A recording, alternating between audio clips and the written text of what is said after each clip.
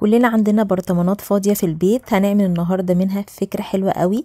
وحدة إنارة أو فانوس بسيط تحسوا إنه خشبي بس مفهوش ولا قطعة خشب واحدة. هنعمله بمكونات بسيطة قوي، وكل سنة وانتوا طيبين. ينفع جدا طبعا لديكورات رمضان. معنا كرتونة تكون قوية شوية زي ما انتوا شايفين، يعني مدمجة كده من على الحروف سنتي سنتي سنتي، وأعلم على المسطرة وأبتدي أوصل وأبتدي أفرغ كل الشرايط اللي أنا ظبطتها وقستها. لو عجبتكم فكرة النهاردة وأفكار قناتي يلا اشتركوا بسرعة، وكمان دعمكم بلايك مهم للمحتوى المفيد اللي زي ده، عشان بإيديكم تقدروا تكتروه وتنشروه. وكمان حلو جدا مع الغلاء اللي احنا فيه ان احنا نقدر نعمل كل حاجة بإيدينا. وزي ما انتوا شايفين عملت 3 دوائر، قطرها أكبر شوية من قاعدة البرطمان اللي هنشتغل بيه، وغلفتها كمان بالستيكر الخشبي عشان يدينا طابع الخشب من غير ما نحط خشب خالص. وكمان هنا قصيت شريطة طويلة من نفس الكرتون وبرضو بغلفها بالخشب او بلون الخشب، الاستيكر الخشبي يعني.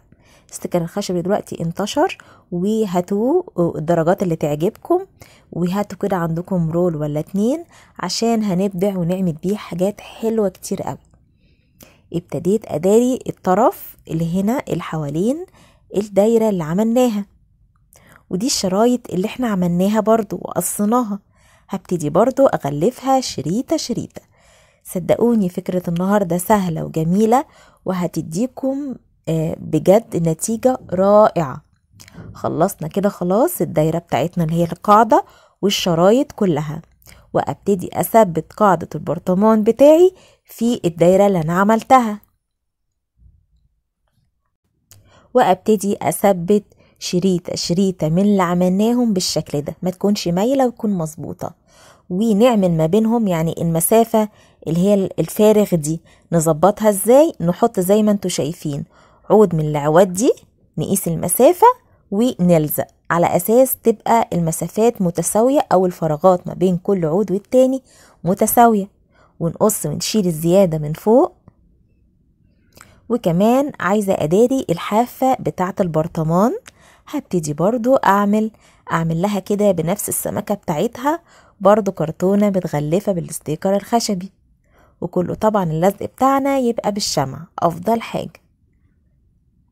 هنعمل ان شاء الله سلسلة حلوة قوي، فوانيس جميلة بخامات بسيطة تبقى كلها متوفرة جوا بيتنا ان شاء الله.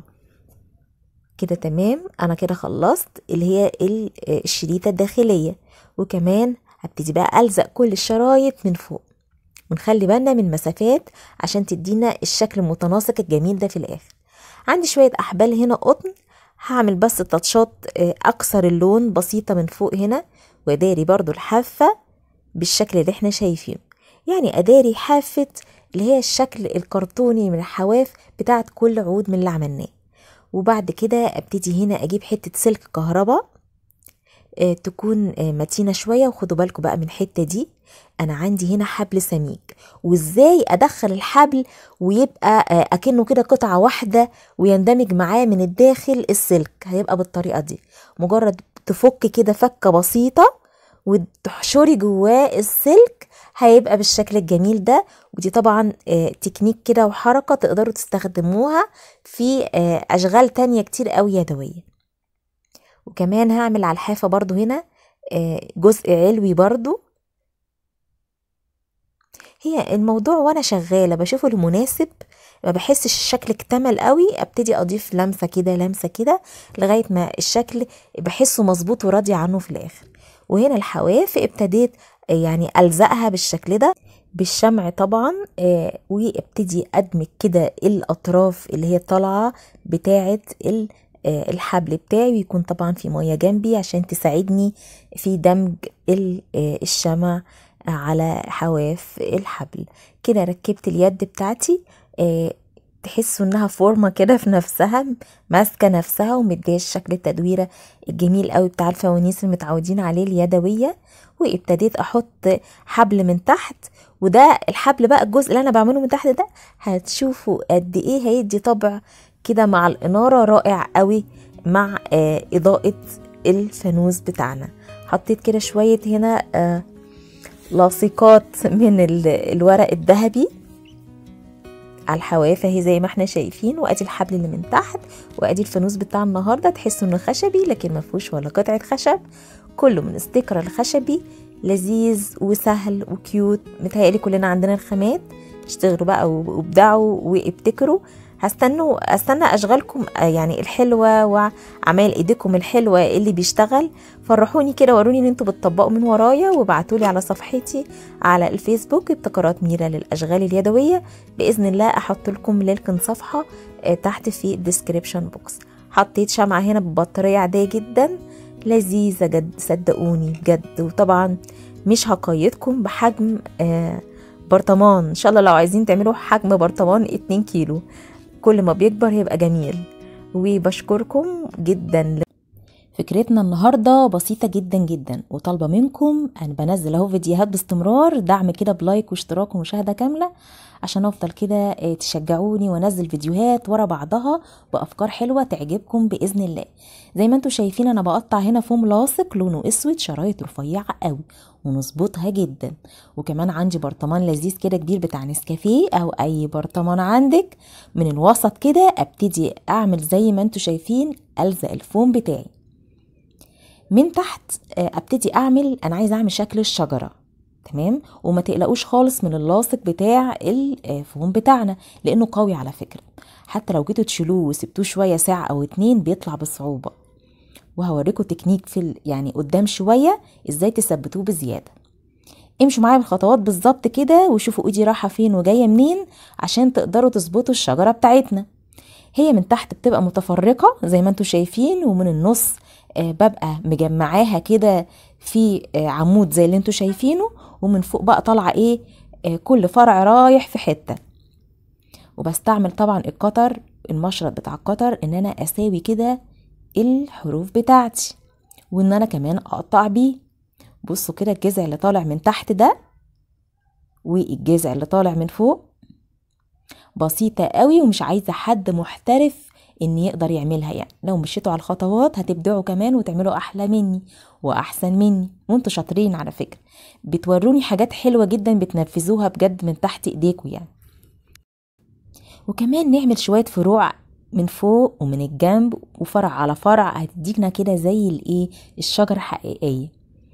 خلاص بعد ما خلصت الكثافه اللي انا عايزاها، ابتدي بقى كل فرع من دول هزود له فروع تانية، يعني كل فرع طلع منه فروع صغيره. التشكيل بتاع الفوم جميل قوي، وعملت بيه قبل كده حاجة رسمة على الحائط كديكور جميلة قوي. متهيألي يعني انتوا فاكرينها، للناس اللي متابعيني كانت جميلة ورائعة قوي. بالمشرط البدايات بنسويها عشان تطلع كده يعني ايه، تطلع تمام. وهنا برضو بزود زي ما انتوا شايفين الكثافة من فوق. يعني الموضوع ايه بالتقييم كده بشغلكم انتوا وانتوا شغالين، نزود فين ونقلل فين. وهنا عندي فوم برضو لاصق لونه اخضر، ابتدي اقطع كده. عايزة اعمل اوراق شجر صغير واكبر شوية فاكبر شوية، يعني هعمل بتاع 3-4 مقاسات. وبعد كده وابتديت ألزق الورق الشجر بتاعي عشوائي على فروع الشجرة بتاعتي. هتقولولي الشجرة لونها اسود، يعني ده فن يا جماعة، وعلى حسب ما انتوا بقى عايزين الالوان، مش لازم الموضوع يبقى طبيعي قوي. فعلا بيعملوا شجر على طبلوهات لونه اسود ولونه احمر ولونه اخضر وكل الالوان، يعني على حسب التشكيل انت دماغكم عايزين ايه وحابين ايه، مش لازم تبقى شكل الطبيعة قوي. وكده انا وزعت اوراق الشجر بتاعتي. وانا بقى عندي، تعالوا اوريكم التكنيك اللي هيخليها بارزه كده وحلوه اكنها بقى عامله زي العجين السيراميك. زي ما انتوا شايفين انا عندي الاستنباط هنا بتاعه ورق الشجر، كنت جايبه المجموعه دي من عند بتوع الحلويات، هي زي مكبس كده. انا يعني مجرد ما بسخن الفوم وانزل عليه بالشكل الطبيعي اللي انا عايزاه بيدي التكسيره دي. انا عايزه ادي تكسيره ورق الشجر، وعايزه ادي التكسيره اللي بتبقى العشوائيه دي، الحفر اللي بتبقى في الخشب. وكمان لما بتحطي وتعرضوا كده الحراره بتلزق وتكلبش اكتر على الازاز، غير انها بتدينا الشكل، وكمان من على الحروف كده بتدي ايه يعني، بتدي كيرفات كده، بتدي انبعاكات كده، مش عارفة اشرحها بس انتوا شايفين. هوريكم كمان الجمال في الاخر. بجد انا كنت وانا شغالة في الشغلانة دي ما كنتش عارفة انها تطلع كده، يعني ساعات بشتغل في حاجة ومش عارفة دماغي هتوديني فيها لغاية فين، بس بجد طلعت حلوة. وقولوا لي برضو رأيكم، حلوة من وجهة نظري، بإذن الله تعجبكم. كده انا خلصت. هوريكم في الاخر التجزيعة قوي عن قرب. عايزين نعمل لها دراع، فهنا سلك رباط عادي مجمعاه كده متخناه، وابتديت احط عليه وادمج جواه الحبل التخين او السميك بالتكنيك الجميل ده، ومن اخره ابتدي اجيب حبل ارفع منه او خيوط ارفع منه، وهلفها على اطرافها واسيبها كده في شويه شراشيب من الحواف. دي بواقي يا احبال وخيوط بسيبهم دايما عندي في علبه او بوكس، لان ما برميش حاجه، كل الفضلات دي بنعيد استخدامها تاني.